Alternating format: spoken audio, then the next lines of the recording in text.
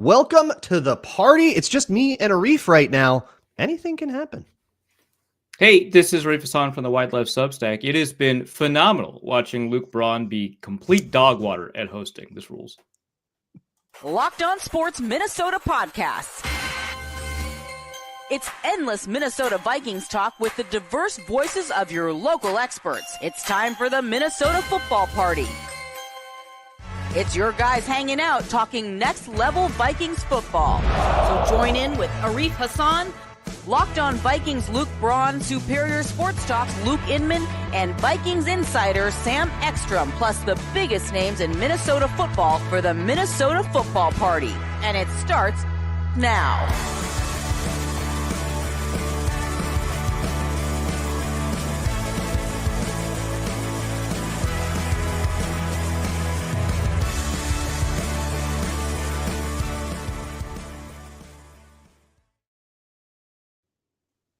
What's up, everybody? Welcome to the Minnesota Football Party.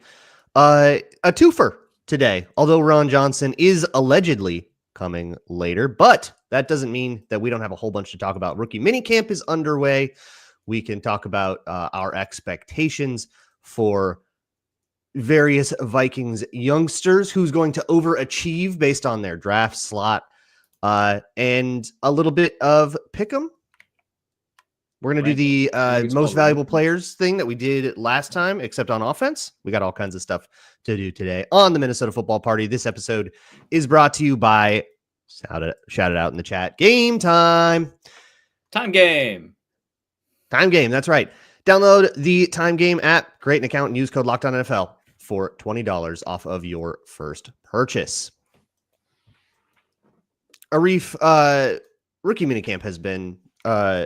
it started on what? Friday was the first day, right? Or was when people reported? People reported. I think it starts yesterday. Actually, never mind. I think yesterday it started. We have photos on the Vikings website of rookies in gear at minicamp, which would lead me to believe that they held at least one day of minicamp. But the dates when I Googled started tomorrow. So really excellent work. Yeah, they've done some presser stuff, some media. Kevin O'Connell and Kwesi Dofamensa have gone on, like Paul Allen and stuff. So everybody's in the building. Stuff's starting to go down. As it is just the two of us, though, we could spend this whole show talking about the Joe Webb mini doc. Nobody's going to stop us. Absolutely. That rules. The fact that they tweeted out a teaser trailer for the Joe Webb mini doc like the day before rookie minicamp absolutely rips. I love that. Who else deserves a mini doc in Vikings history?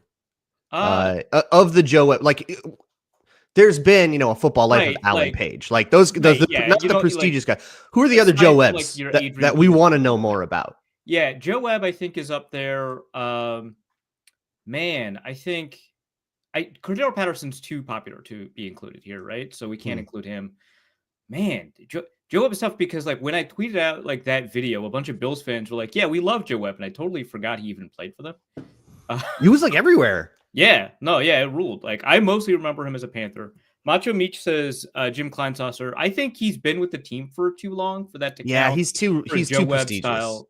Yeah, Tiny Richie Jerry Floyd would never. Vasante Shinko would be an interesting one. That'd be okay. Josh Dobbs, obviously. No Josh Dobbs, yes. Yeah. Wow. Not as a Viking, just as a career just man. As a career, actually, honestly. Fantastic. But yeah, I mean, there's like a couple. I think any of the CFL guys, Solomon Elamimian, who's like a Viking for like a year and a half before he became a CFL All-Star. Emmanuel Arsenault, those guys would be kind of fun. Laquan Treadwell highlights. The guy who made the YouTube video of Laquan Treadwell highlights. That's just the one play. That's just Okay, we've gone off the rails immediately, Perfect. Which was kind of my intention. Yeah. Maybe we should do what Luke wanted. Rookie minicamp, what are you looking for? We're not going to be able to see a whole bunch. We'll be able to know what the beat reporters say. We'll be able to see what the team puts out in like video form. But what do you think we can glean from minicamp? What are you looking for when they put on the pads? Sure. I think, well, so obviously I can't look for it, but I think the things that are important are kind of how quickly they pick up the various roles in the offense or defense that'll be asked of them. I think one of the things that the Vikings find out about a lot of players that come into rookie minicamp is how, like for receivers, for example, how quickly they can pick up all 3 receiving roles given a very short period of time to learn the playbook, because they don't get the playbook before they show up for minicamp. They get it, and then they have to practice essentially immediately. And the expectation is not that they know the playbook in and out, but that they know it well enough that they can execute it on really short demand, short notice. And that's like one reason. I think a lot of people don't super understand how minicamp works, and that's fine. It's been a super undercovered element of it's a weekend and then it's over, and then sometimes somebody knocks off an undrafted free agent we didn't know anything about. Like, that's about it. Yeah, but like there's like 30 tryouts, many of whom are rookies, many of whom are not. And then you've got all of the rookies, so the draft picks and the undrafted free agents that have officially signed with the team. And then you've got a couple of veterans that just haven't had very much playing time. People like JJ McCarthy. JJ McCarthy is there. But like a lot of second and third year players, occasionally like a 5th-year player that just hasn't had that much time, has been on a bunch of practice squads. And how somebody like Adam Thielen, who is not an undrafted free agent for the Vikings in 2013 following the draft, but had won a tryout position in the process you just described, knocked off somebody who had signed a contract with the Vikings. How he ends up winning that job is in part because he picked up the offense insanely quickly. Within the confines of a rookie minicamp, and that was impressive enough. Obviously, he then performed, but there's just like not much in the way of like on-field highlights that we're gonna see. The video editors for the Vikings are very good. We're gonna see some, and it's gonna be way more dramatic than any, because I've been to rookie minicamp. It's not a super dramatic process, and then the video edits that come out afterwards, and it's like, oh. They can squeeze blood out of a stone, but a lot of it is just like seeing someone like hit a sled or whatever, and you speed ramp it a little bit and we ride. I think most excited to see clips of JJ McCarthy throwing a football. Oh yeah, that's a rule. I don't need to evaluate them at all. I just want to lay eyes on it.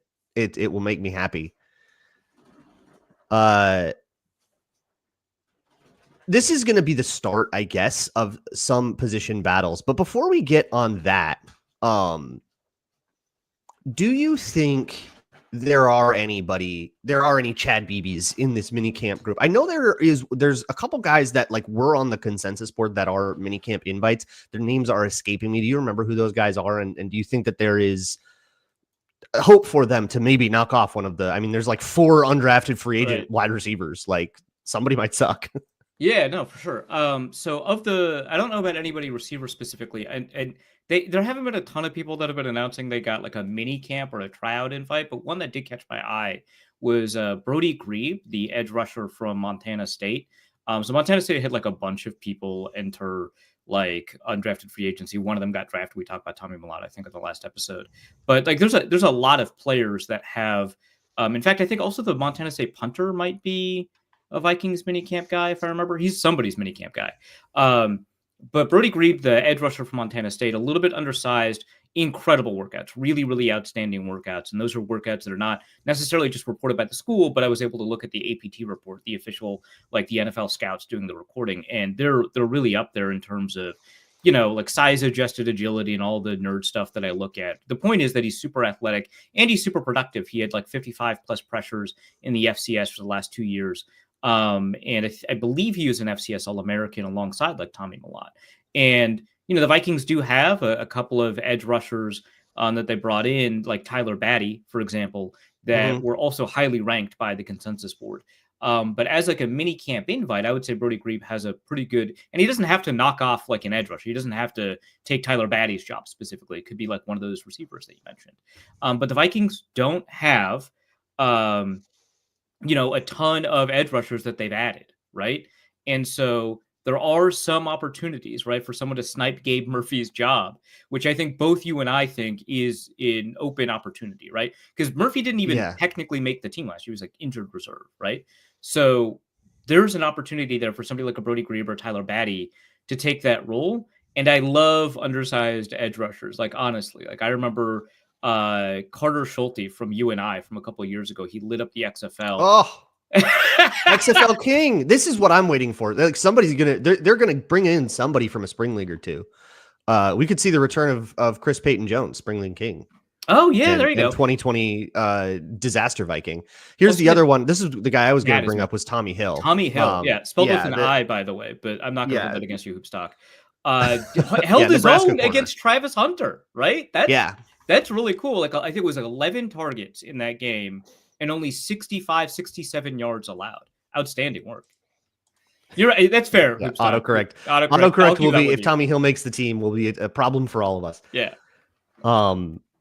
So what it takes, I think, a lot in rookie minicamp for this to happen. And when you have this many young players, I mean, they have 20 undrafted rookies. Yeah. So that's a soft bottom of the roster. This is not a team where everybody's made some kind of commitment. There's a lot of let's bring in a dude and try. So I do think that this is an especially vulnerable roster to that sort of bottom roster churning. Especially players that are like, they didn't get drafted because of injury and we're just bringing them in to see if they can stay healthy or whatever. Like there are a couple of those. Tommy Hill was a good example. He got injured. Yeah.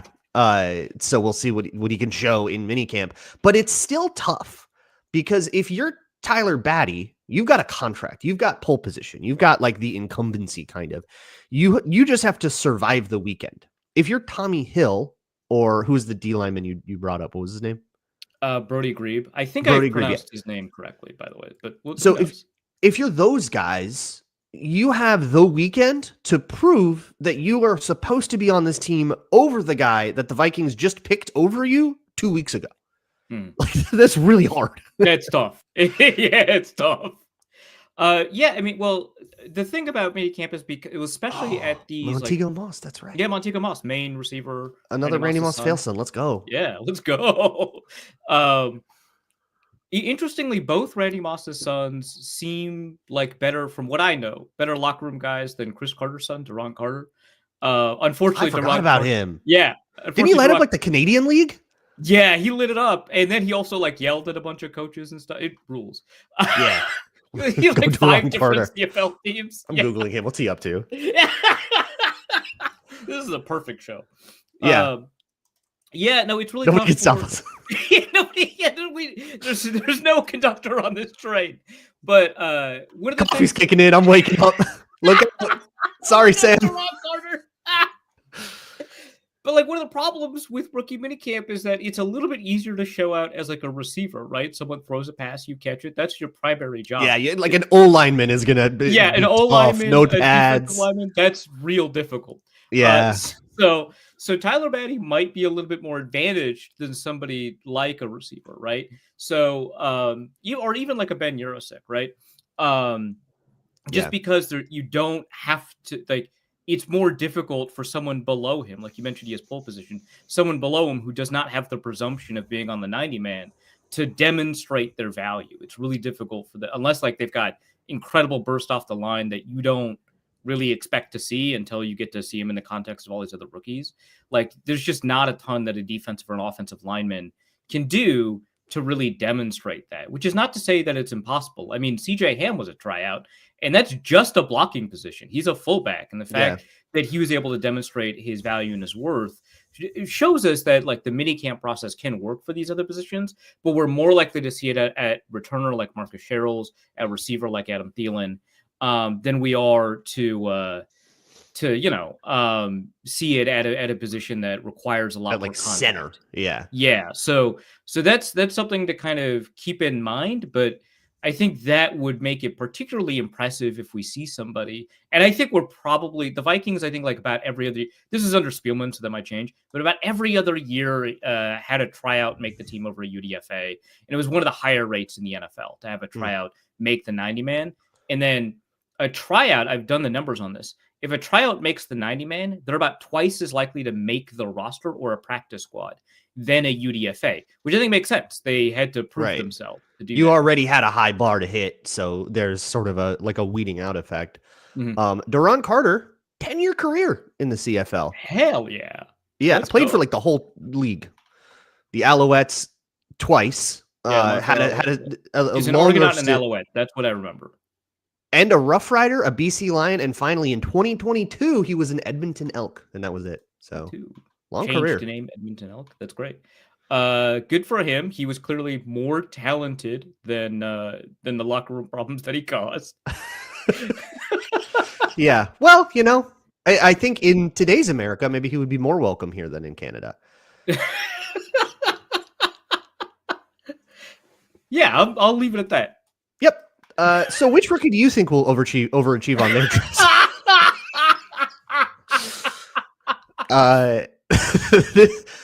This is what Inman wants us to talk about. Okay. No, yeah.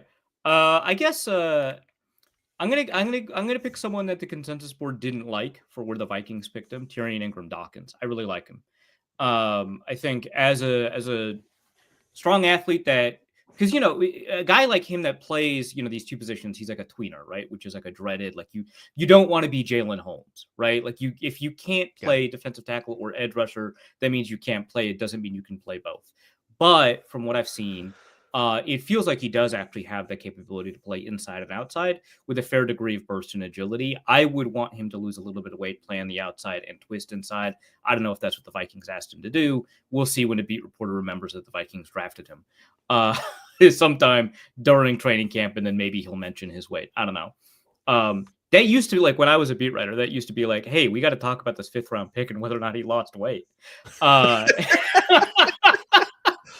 And now no one's asking the important questions, but we are asking those questions. It's just about JJ McCarthy, right? Yeah. I mean, we're tracking his weight by the pound. Everyone's asking him all the time. We think, okay, so obviously we're off the rails. Do we think that was all good weight? Like 2.5 weeks to gain like 30 pounds that's not all of that can be good weight, right? There's no chance. If I speak, I'm in big trouble. Look. All right, I'm reminded of when Adrian Peterson came back pretty fast from an ACL. I don't know if we're doing this process au natural. Sure. I don't know if we're doing this. Sure, yeah. sure.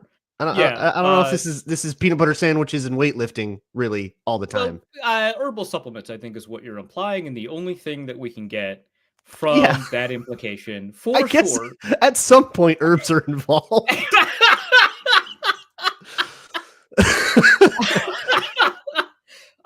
No, that's an interesting point that you have alternate method of gaining good weight, as it were.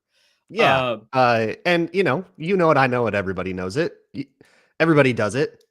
Everybody knows it. And we don't need to say anything more on that. We're going to bring Ron Johnson in on this rookie conversation. Incredible. In just a little bit.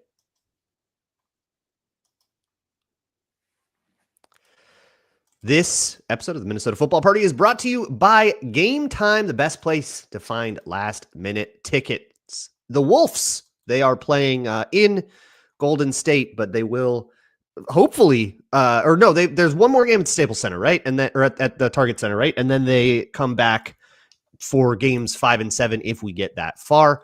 Hopefully we can get that far, but you're not really going to know until it's pretty last minute, and that is where Game Time can come in and help you. Game Time is the best place to find last minute tickets. You can save up to 60%. Prices actually go down as tip-off gets closer, and their last minute deals start to find the people that are just trying to dump their tickets, get anything for them, and they can pass those savings on to you.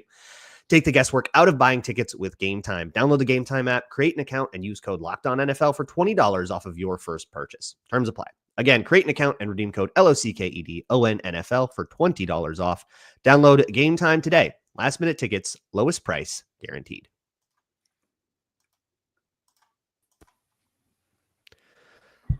Welcome in Ron Johnson to the Minnesota Football Party. Ron, I'm steering the ship today. Sorry. I see that. Very unfortunate, yeah. Yep. An unfortunate series of events has led it to be just me and Arif. We're talking about rookie overachievers. Who do you think in this draft class, or maybe even undrafted class, can overachieve their draft slot? Or lack for the Vikings? Yeah. Just Vikings. I still got sick of my guy. Kobe King out of Penn State, Detroit, Michigan kid. The reason being is just as a linebacker, being in the 6th round.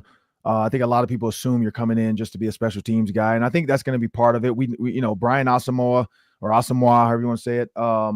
That piece of the linebacker puzzle, we thought he would kind of be the all natural fill in, and it never came to fruition. Seems like he's all but special teams, doesn't really get a lot of snaps on defense. I think Kobe King, being a true Mike Mo linebacker, can come off the edge as well and rush the quarterback. I think he has a chance to, really get in there every once in a while, make some plays. And again, when you think about Blake Cashman, Ivan Pace, we know that Brian Flores wants to try to, and I knew this was going to happen, so I'm prepared for this. Don't worry, people. We've lost camera for lost camera, but okay. I was prepared for this. I knew that was possibly going to happen because this device thing I have that hooks to my camera has been acting weird. So there we go. Oh, there we go. So I'm back. We're back. But yeah, I just feel like he has a chance to be an overachiever. I think when you can put him in, opposite Blake or opposite Ivan, and you're going to get some production out of him like we saw from Grugier Hill. But again, he's got to make the team. I think that's always down to it too with those 6-round picks, is you don't know if they're going to actually make the 53. Yeah, it's never guaranteed. Kobe King was going to be my answer too. That we did once live in a world where Brian Flores wanted to rotate all of his linebackers. Yep. Back when it was like Troy Dye and Brian Asamoah and Ivan Pace wasn't on the team yet. And you had like Jordan Hicks, like they wanted to like move guys around. Jordan Hicks was coming off the field just as much as everybody else was. But now I want to say something that everybody else didn't say. I'll say Donovan Jackson. You decide what that means to you. Wow. Okay. Sure.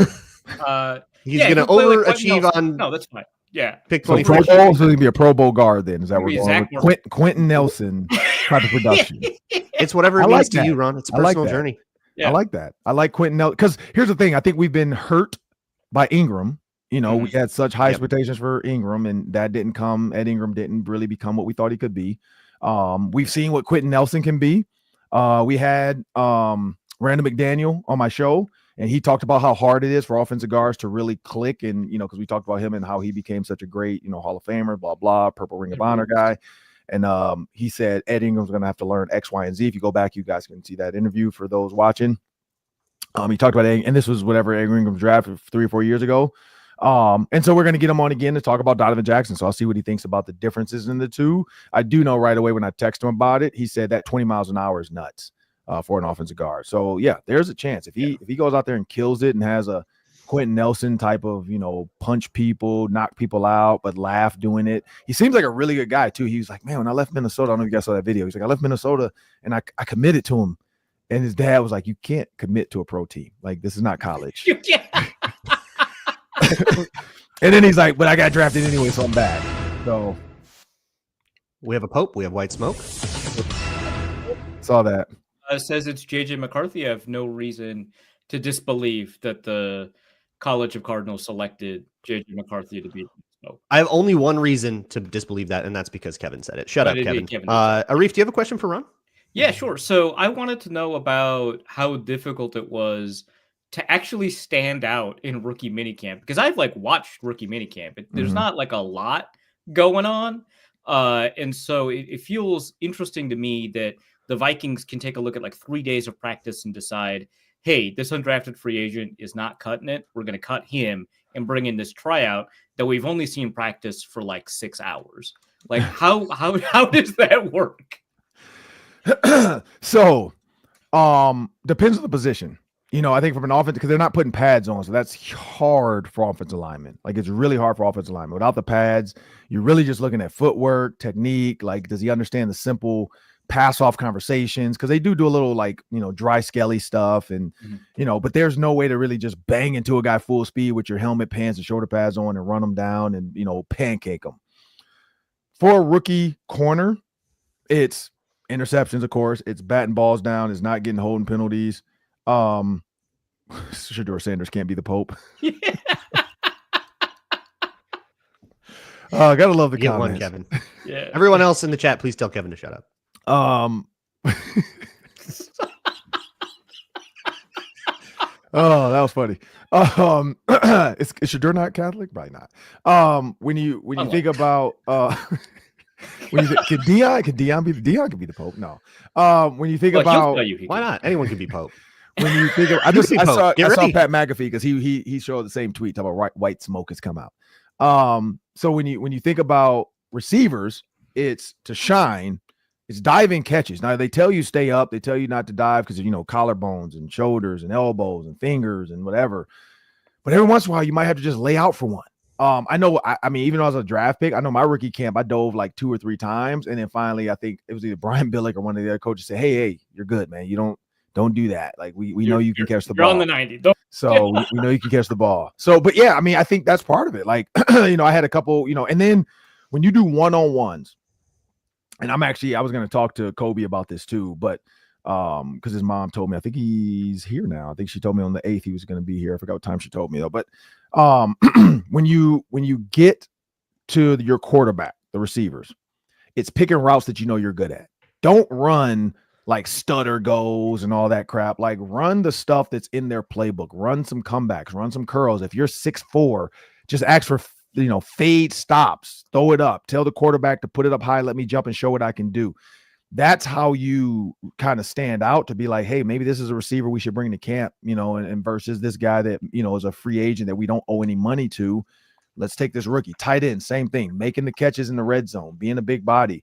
Linebackers flying sideline to sideline, tap it out. It's D lineman. Now here's the one, dominating in those one-on-one drills, even though there's no pads, but still being able to show your spin move, show your speed. I think that's the only real way. Other than that, if you're just out there like going through the motions, getting the plays right, like it's tough in that short amount of time to be like, yeah, there's a guy that is going to get a scholarship offer, a contract offer to come to camp. But like Adam Thielen, we had him on the show, and we always joke with him about that, about to be a dentist, all the stuff. His biggest thing was he caught everything. He caught every ball they threw at him. He made some one-handed catches, not on purpose, but I think that's key too. And they're like, man, this guy has a catch radius.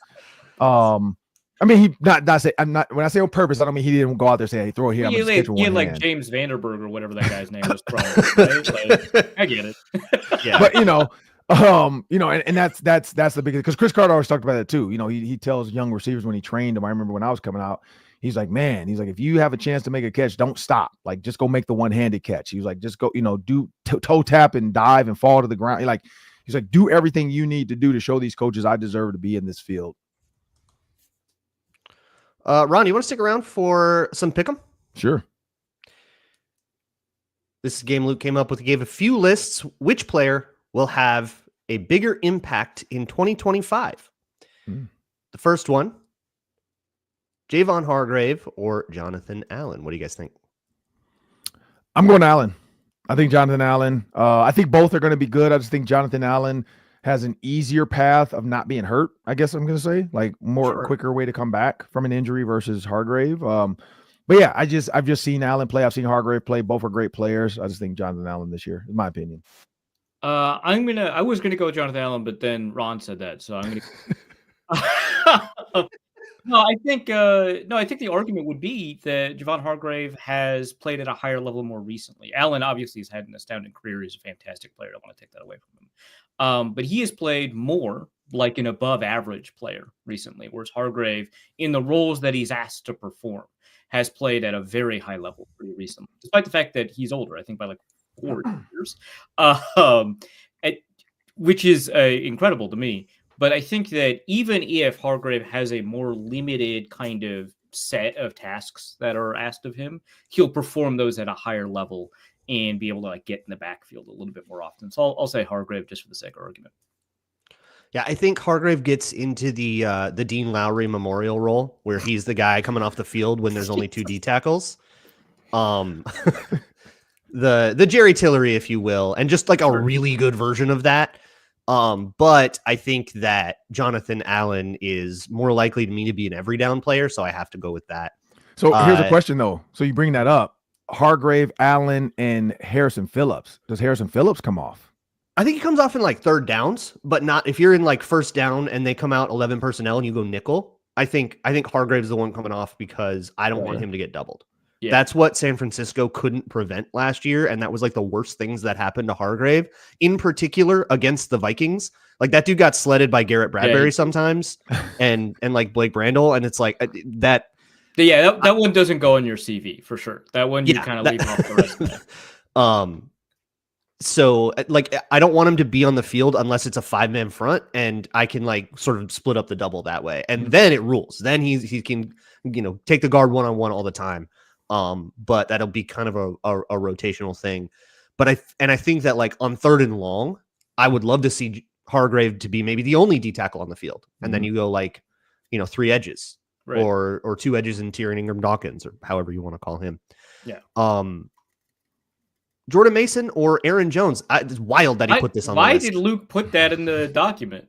Maybe does anybody have a hot take? He put that in there because of yesterday. Sam had the similar question. Sam had kind of put that together too. So we've had this question before, and I'm going to tell you, it's some wild takes. Some people have gone Mason. Some people who are not currently present on the show. Maybe Mason. Look, okay, I'll try to be devil's avocado here. Sure. And make that guacamole. And make a little guacamole. I think the world where that happens, where Jordan Mason is more impactful than Aaron Jones. Right now, Jordan Mason's probably getting like 3 drives a game, and it's going to be the Aaron Jones show. But if Aaron Jones gets hurt, known to happen, he misses 2 or 3 games, Jordan Mason gets hot, and then suddenly you go, well, we're riding the hot hand. And then suddenly Jordan Mason becomes the starter that way. Like much stranger things have happened, but you kind of need like that sequence of events. I don't see a sequence of events where both guys are healthy and the Vikings just start going, maybe Jordan Mason's just better, unless Aaron Jones is suddenly like hits an age cliff and can't run anymore. Which is possible at running back. Sorry, Ron. I just like you got it. Go. I got it. So I don't think so the Vikings, like you mentioned, kind of split things up drive by drive. They don't do like situational substitutions, but I think it is possible, right, that Jordan Mason's going to feel like a more effective back in a lot of situations, like at the goal line, like in 3rd and short. And so we might see Jordan Mason produce more points. And so from that perspective, one could argue maybe he's got a bigger impact. I still don't know if I would. Matt Asiata vulture some. Right, exactly. He's gonna grab those 3 touchdowns. But I would not touch this backfield in fantasy, by the way. Yeah, for that exact reason. This would be very difficult to. But that's the argument I can come up with, aside from like an age cliff or Aaron Jones gets hurt or something like that. Yeah, the only thing I was going to say is you talk about injury. That's part of it. Also, Jordan Mason can get hot every once in a while. So if you look at, the New England game, you got the Jets game. Of course, those were some of the games where the fantasy people would wish he would have told us sooner that so-and-so was hurt. And then you look at the Minnesota game again, 20 carries, 100 yards. So just a bell cow can get it done. I feel like in those situations, so if you watch the New Jersey Jets game, or sorry, New York Jets game. No, you were right. They play New Jersey. You're good. Cook. Yeah. They should just be New Jersey Jets, but the New York Jets got New Jersey energy for sure. Oh yeah, they really do. But the Jets, you look at that game, and that's when we all learned who Jordan Mason was. He hit the scene because Christian McCaffrey knew a week ahead that he wasn't going to play, but they lied. He really did well knowing it was his show. So that's the other thing too. I think when like if he comes in, he's like, hey, look, you got to give us whatever, 10 carries, 15 carries. I feel like he's going to do the most with those 15. So not saying he's going to be better than Aaron Jones, but yeah, other people did try to make a case for one another. The other thing too was, like you said, I think 3rd downs, if he comes in and he's stealing, like he's a Shea Gilgeous-Alexander's a free throw merchant. Like if he's a 1-yard merchant where he's just Jalen Hurts in the thing, like every time Aaron Jones gets tackled at the 1, you just see a Jordan Mason gif pop up where he's smiling like, okay, it's my time now. And he goes in and does that. He could have more points in fantasy with that some games. The other thing too is I could see them using him in the screen game because he does have the Christian McCaffrey pass like history of knowing what routes to run, when to run them. So because you don't trade for a back if you're not going to use them. So I feel like that has to do something has to do with that. Like it has to do with something where that 49ers type of pass production from the running back has to come into account here. Because I don't understand any other reson to trade for a backup running back. Like that doesn't make sense to me. So I think Kevin O'Connell has a sneaky plan about. They did do it twice with Cam Akers. And it's not like they paid out Cam Akers. That's his friend. Yeah, that's true. And he might be the only person that likes Cam Akers. Is Cam Akers still with the Vikings, or is he not? No, I don't think so. I think he's still a free agent. Okay. So I'll be really curious to see what kind of rotation we see because he's still a free agent. And Ty Chandler's still a Viking, right? Yeah. Ty Chandler is still a Viking. And there are a couple of undrafted rookies kind of coming. See, that's the question: is would you take Ty Chandler or Cam Akers? Cam Akers, no question. Cam Akers for sure. So I wonder if they cut Ty Chandler. If nobody picks up Akers, they just pick up Akers instead and cut Chandler. You got to wait for somebody else to pick him up and then trade for him week 2. I think that's the tradition. Yeah. I'll be curious what kind of rotation we see between these two guys, because when we had when Cam Akers was kind of coming on right before he got hurt in 2023 and everybody and we were kind of not that satisfied with Alexander Mattison, it became every other drive. And normally, like with Aaron Jones and Ty Chandler, you would have one Ty Chandler drive a half, basically. Yeah. But it was always a full drive when you would bring the other guy in. And then at certain points, it got situational with like Madison and who else was after Cam Akers got hurt? Who else was left? It was just Madison and Chandler, right? I think it was it was just those two. Yeah, because Chandler had the really good like Bengals game, and I forgot the other one, and that's where we were all like, "Oh, where's this been?" And then he didn't do it next year. And then he didn't do it again. Yeah. He needed CJ Ham. Jake Browning's girlfriend. You remember, was Kenny Longo on that team at that point? He was on the team, and he got like no carries. He didn't get any carries. Yeah. It's like this guy runs like 80 miles per hour. If you can't get the ball. Yeah, something was off with him reading it had to be something with him reading the tackle guard thing, because I don't you could see it. It was slow. You could see it in the preseason. I don't understand why you don't use that guy, because he never hit the hole. He never it was always like the hole's there, and then it was like a half second. And maybe that is right. Maybe he can't see, because the hole's there, and you're like, stretch, just keep stretching, stretching and cut. Yeah. He never would do it, and by the time he cut, it was too late. So it's a feel thing, and some guys just don't have it. He doesn't have it. But I would say for a kickoff, you've got forever to figure that out. To your point, though, I think it's going to be a 2-1. I think it'll be like 2-1. Back with Dalvin Cook and Alexander Mattison. I think you get 2, you get 1. You get 2, you get 1. Because the goal is, and you brought this up, keeping Aaron Jones healthy for the playoffs. And I don't think there's any other way to keep him healthy besides, hey, we have to get you out for these. We have to do it. And Dalvin Cook, remember, Dalvin Cook was so happy that year because he's like, I've never made it to the playoffs. Like, my body is always beat up. He's like, I've never made it healthy to the playoffs. And so, and for what it's worth, I think that helped. Like, Kevin O'Connell helped figure out the solution. We don't run them into the ground like Zimmer would do. Like, give him a backup. You go 2, you go 1. You go 2, you go 1. And then he was ready to go. And then of course, we were like, oh man, Alexander Mattison could be our starter. It's like, no.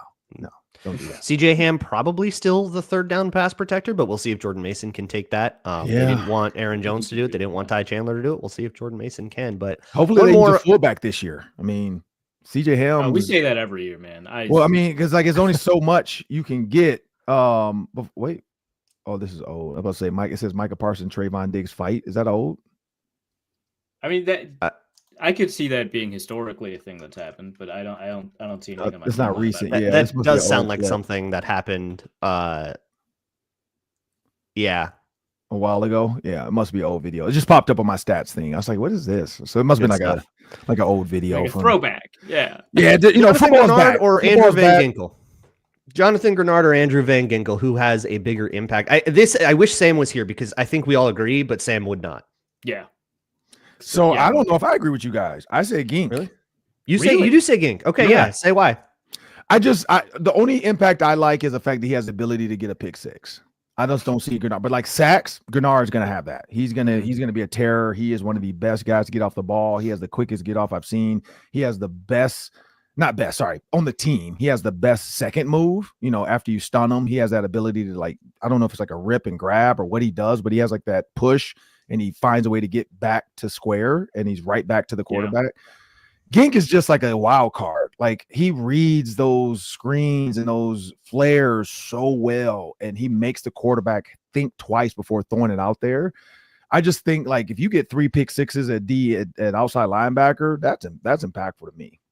No, that makes sense. I think the argument that Luke and I were making was not, obviously Andrew Van Ginkel, incredibly impactful, super deserves the extension that he just got. But I think part of it is that if Gink like disappeared, right? Like if he got hurt or if he had to go find himself in Peru or whatever, anything, right? Grenard can still do everything that he does, right? True. And be as impactful as he is. But if Grenard disappears, you can't ask Van Ginkel to do all of that. He has to do Grenard's job. True. And so, or do you bring what's his name in though to do Grenard's job? Dallas Turner. Yeah. Well, I mean, yes, but also like Turner is kind of supposed to do a little bit of the Gink stuff too. Like, you know, but he's supposed to be backup Gink. Yeah. Yeah. But much more than I think that like you can't have a linebacker just messing around doing all that stuff without somebody like Grenard doing his job. True. And so I think, and Grenard obviously is very good at that. So I think that's why I picked Grenard. But I mean, I am very like, I get the Van Ginkel argument. I mean, I think Grenard is, I think he is from a sack perspective, getting after the quarterback, creating havoc, like making the quarterback throw sooner than he wants to. Yeah. And you're right. Gink could not do some of that stuff without a guy coming off the back end that fast. Like the quarterback has to know my blind side is not protected. I got to get rid of this because it's a 3-step drop and there's nobody blocking that backside linebacker. And so when he does that, it's like Gink's like, look, if I know they're shit, I know it's coming to me, and I know that it's free because it's turn protection and they're turning weak. I'm gonna, and I think that's part of it. Like he just knows, like, okay, the quarterback's getting rid of this because if he doesn't, he's gonna get blown up. And I think that's the next evolution of this. Gink's gonna have enough quarterbacks this year scared to make that throw. That one hitch, and then Grenard's going to be able to Lawrence Taylor, Heisman, somebody, and just because when he described the process of getting the pick 6 against Rodgers, it was exactly like what you described, right? It was like, I know exactly what Rodgers wants to do in this situation, so I'm just going to hang out exactly here. Got it. Yeah. And I mean, Josh Metellus too. Josh Metellus benefits from those every once in a while. Yes. Him and Bynum, like they just kind of know, like, let me sit in this hook zone because he has to get rid of this 3-step slant, and he doesn't know I'm here. So, yeah, and you're right. Grenard makes quarterbacks nervous. Like he makes them. Same with what's his name for the Browns, Myles Garrett. It's the same thing. Yeah, like quarterbacks know if he's backside, I got to get rid of this ball in 3. I cannot pump fake because I'm dead. And I think they're both. That's a tough one though. But I think they're both. I think Grenard edges them on the sacks. Gink edges them on the highlights. Mm-hmm. Here's one that's not on here. Is that the last one? That was the last one. Yeah. So here's one for you guys then. More impactful for team morale, Cam Bynum or Josh Metellus? Oh, that one's tough. Okay, so I'm gonna go. I would go Cam Bynum. I think he was like just a shining star of light and energy, but like everybody loves Metellus, team captain, I'm blue gonna guy go with for sure. Metellus. This is not a knock on anyone, right? No. But I think the Bynum stuff is great. That's awesome. I love that. I'm not gonna it's more kind of surface level-y stuff, right? Whereas Metellus, from my understanding, is a real glue guy in the locker room, checking in with everybody kind of thing. Both are really great elements to have in a locker room that improve team morale. So I don't want to knock one or the other, but I think kind of like the under the surface kind of, being a team captain and checking in with everybody kind of stuff, whether or not he's officially a captain or whatever. I think that does more long-term to help with morale, but that was a great question. Jesus. That was ours during free agency when they let Cam go. We were like, who would you have rather had, Cam or Josh Metellus? And that's tough because Cam does do the celebration stuff. Metellus does the tell us with Metellus though. Like he's talking to all the guys, he's interviewing the team. He's so it's like both have their place. Can you find another secondary safety, or is it easier to find another safety that can play in the box? So we'll find out this year though. We'll find out if Theo Jackson can just fit right in, and does Theo Jackson take over the celebrations with right? Yeah. How fun is he? What's Theo Jackson's movie catalog like? Right. Ron Johnson does the Ron Johnson show. Hey, what you have had any cool guests recently or coming up? We had Kobe King and his brother Kalen King. Coming up, we are working with the Vikings right now, so we're waiting on a name. The names that were tossed to us are Donovan Jackson, Theo Jackson, the Jacksons, not Michael Jackson. That would be quite a reveal. Donovan, Theo were the 2 names so far that have been tossed to us. So I kind of gave them our schedule. We know their schedule. And then I'll be over there on the 14th for the schedule release. So I'm gonna go out and see what players I can connect with and see who we can get on. But Theo Jackson and Donovan Jackson, the Vikings are working on it. They said they wanted to wait till today. Actually, they wanted to wait till the players were back before they started requesting stuff. And yep. So now, but they're back now officially. Is it today at 1:00 or noon? What's the check-in? Is it noon today?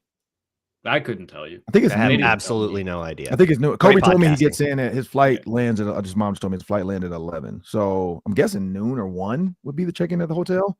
So yeah. So after that, then you're prisoners now. So then they have to they have to do interviews.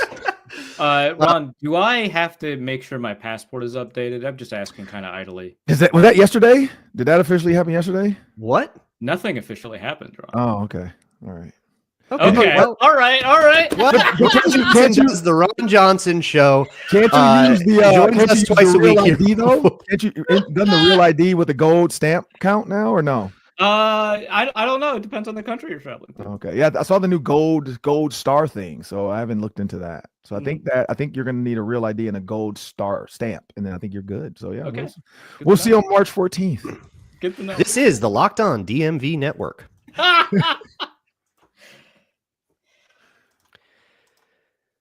This episode is brought to you by Upwork. If you're trying to scale up your small business, you need the right talent at the right time, and Upwork can help you find specialized freelancers in all kinds of things like marketing, development, design, and more. Experts ready to help you take your business to the next level. You get the flexibility and connect to people who are right for your needs, whether you need them short-term or long-term, whether you need somebody with a long and storied experience in web development or just a quick IT fix. Upwork makes hiring simple and affordable. Posting a job there is free and simple. Within a day, multiple qualified candidates will be right there, ready to choose from. And instead of hiring full-time, Upwork helps you find affordable top-tier freelancers that can scale your business efficiently, do what you need them to do, but you're not going to have to pay for any more than that. Visit Upwork.com right now and post your job for free. That's UPWORK.com, Upwork.com to connect with top talent and grow your business today.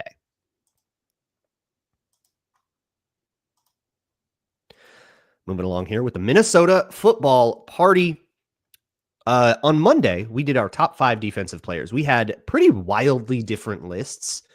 Let's see if the same thing happens offensively. I kind of don't think it's going to, but let's see. Arif, do you have a top 5 made? No, I didn't prep for this show. I was so proud of what I did last show. I kind of am coasting on that.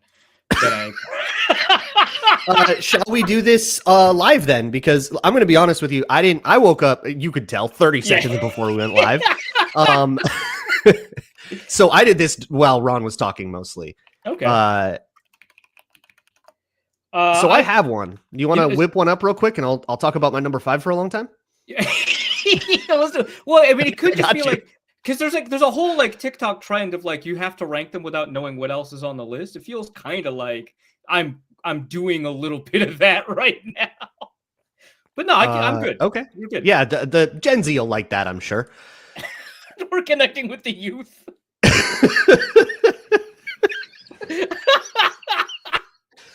I need a different haircut. All right. My number 5 is actually going to be a controversial one because of who it made me leave off the list, but it was really hard to like narrow down. But my number 5 is Ryan Kelly. I just think the center quarterback of the offensive line, glue for JJ McCarthy, kind of take the protections off of his plate as a young quarterback is all really important.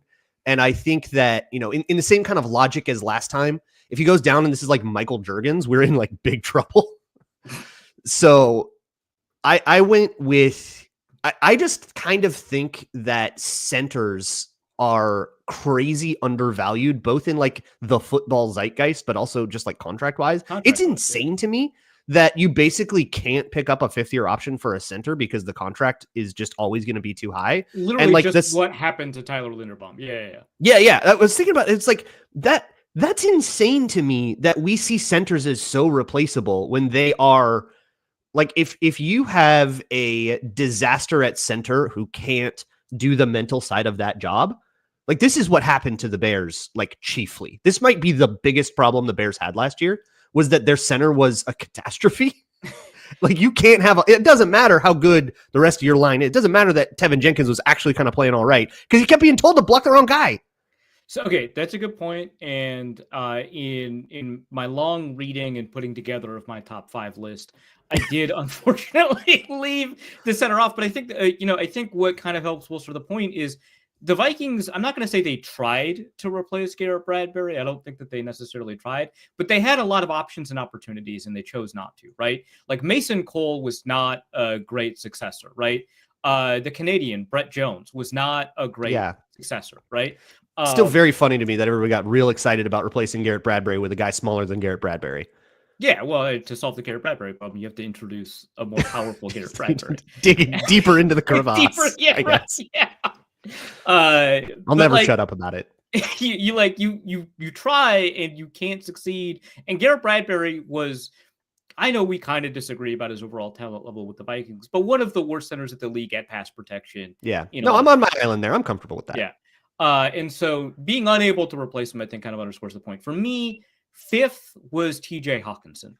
I think that he does a lot to enable the offense in a lot of ways. We talked about, the split of the year that they traded for him and how the offense changed and how you're able to get more explosive with Justin Jefferson. But we also saw it when he was gone with the Vikings, over the past couple of seasons, how much the offense changes, how much of the middle of the field that you have the ability to attack without using your top guy to get 15 yards and instead send that top guy out deep or, really kind of leverage the fact that only one guy is getting doubled on the team, right? Jordan Addison's not drawing double teams, right?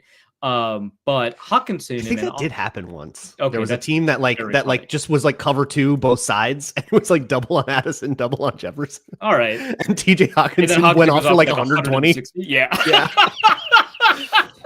But the Jaguars maybe.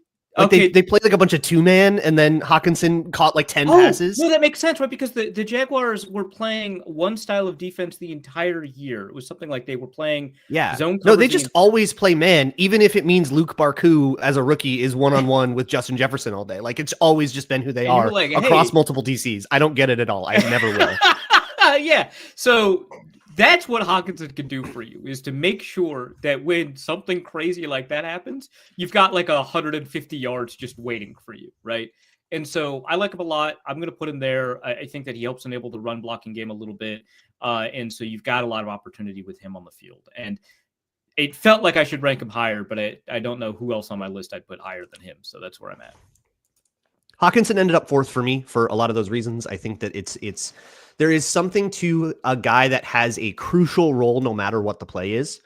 It's the blocking role of the tight end is always a real linchpin of most of the core run plays that they'll have.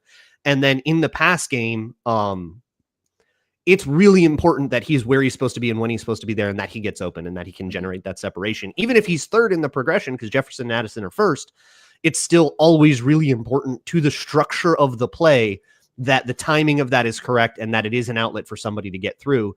If, like you said, if there's a bracket going on, if there's two high safeties and our concept is, kind of countered that way, always very important to have that as either an outlet, and not to mention how often the Vikings go to him on 3rd and long.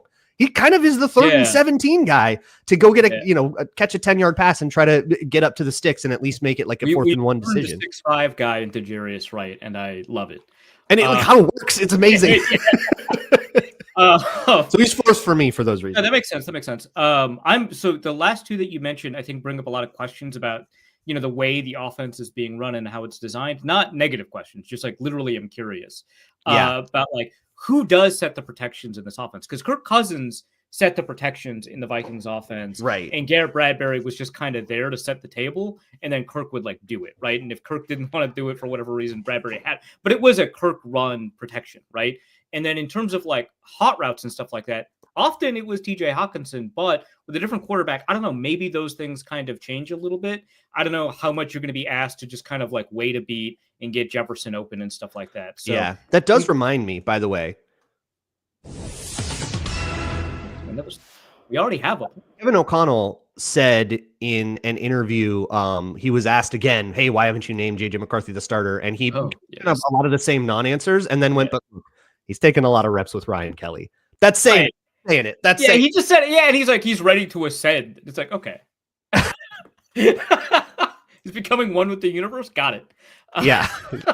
Honestly, right. If you asked him, not zero chance you get some weird answers. I've seen what that guy posts on Instagram stories. Okay, there's some weird stuff going on in that brain. I've meditated about this. Yeah. All right, so I'm going to pair my 4 and 3 together for reasons that are obvious, which is that they're Christian Darrisaw, Braun and Neal. Christian Darrisaw 3, Braun and Neal 4. Okay. It's an offense that asks you to hold on to the ball, right? Mm-hmm. Obviously, your tackles are just going to be important kind of no matter what.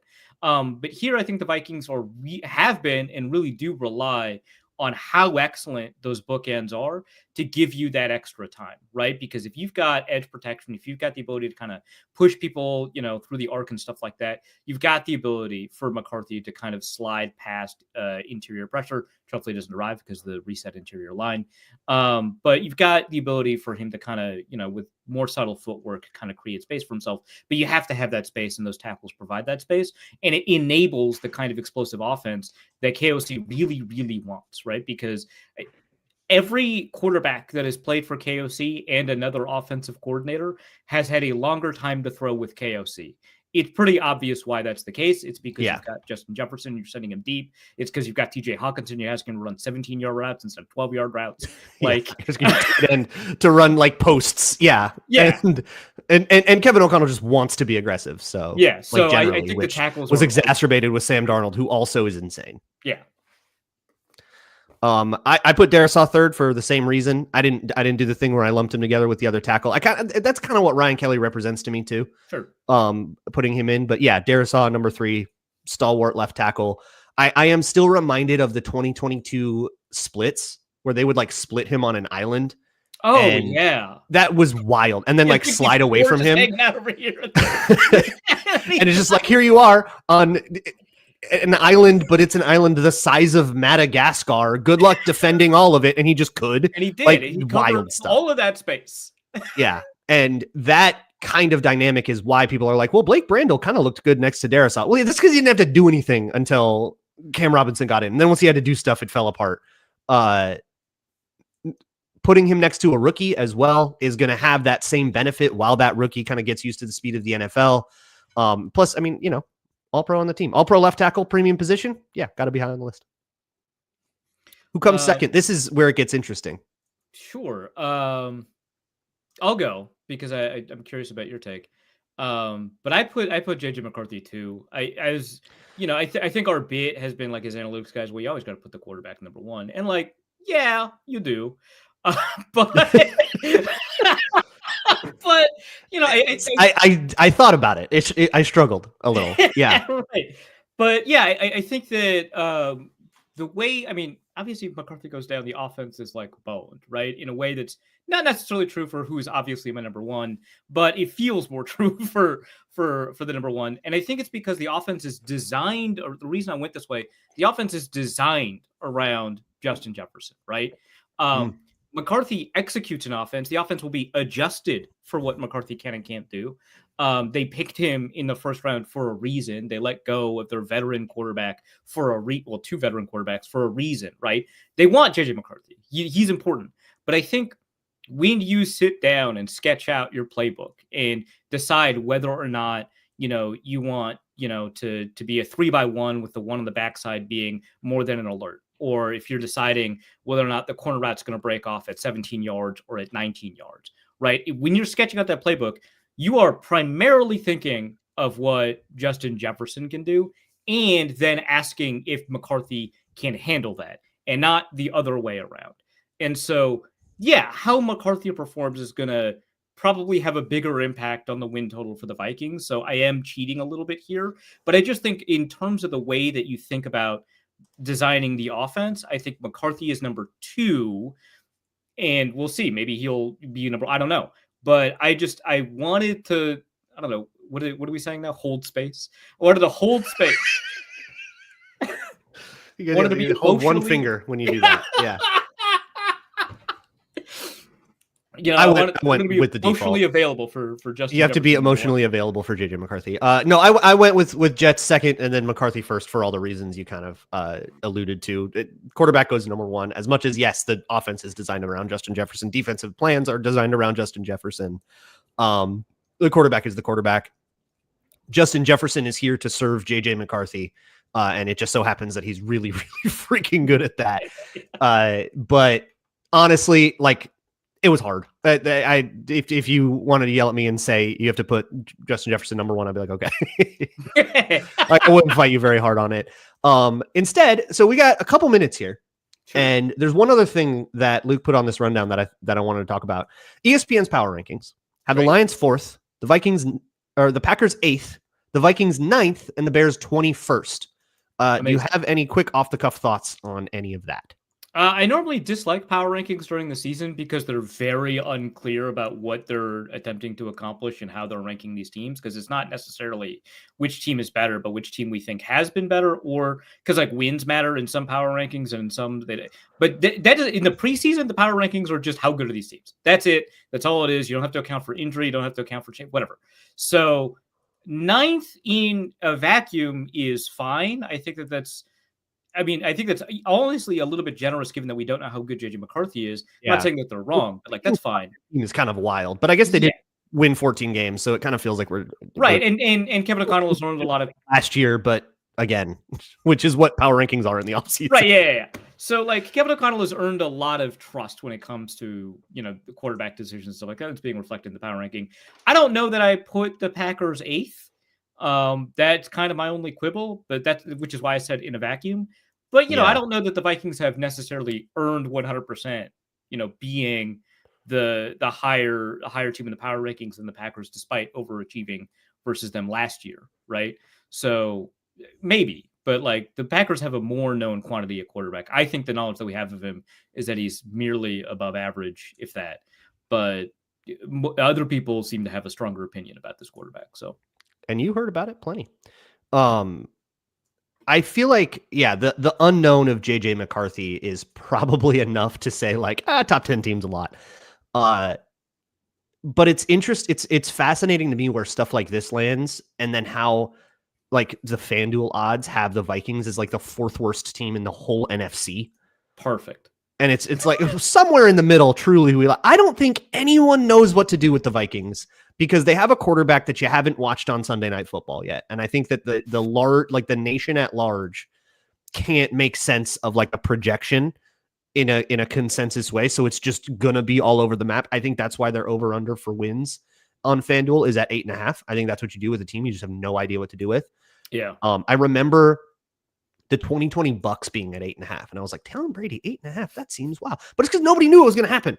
Nobody had any idea if that was going to work or not. It kind of did both. And then it won the Super Bowl. Like it. Yeah. Because the first 4 games of that Bucs season were like, hey, do they know?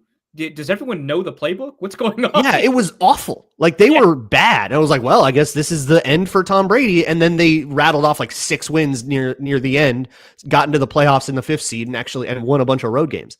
But like, it just feels like nobody knows what to do with the Vikings. And I do think it's interesting that the Packers are a much more consensus. Like there's a much more solid consensus on what the Packers are when there are a lot of unknowns on that team. In particular, which Jordan Love are you going to get on a given day? We've had now 2 seasons where there are just some stinkers that he will put up. And so when you have a quarterback who's a week-to-week proposition like that, and a whole bunch of what's going to happen at receiver, is Matthew Golden the dude for them? What's going to happen at corner for them? What's going on with the offensive line, if we're being completely honest? Yeah. And all of those things have like, they have a vision for all of those things. They have a plan for how that stuff could work out, but what will and won't work out is still very questionable to me. So I think the only truly like reliable proposition in this division is the Lions. Because all they're doing is getting healthy and running it back. And it's like, okay, well, we've seen that work. But I think everybody else has a chance to be like totally all over the map. But that's going to do it for this episode of the Minnesota Football Party. We made it to the end somehow. We podcasted for an hour and most of it was on topic. On Monday, we will have second there. Look, we had to talk a little bit about the Pope. On Monday, allegedly Luke Inman will be back, and we'll have some minicamp stuff to talk about, maybe new signings or something to talk about. Sure. For Arif Hasan, I am Luke Braun. Thank you so much for listening to the Minnesota Football Party, part of the Locked On Podcast Network, your team every day.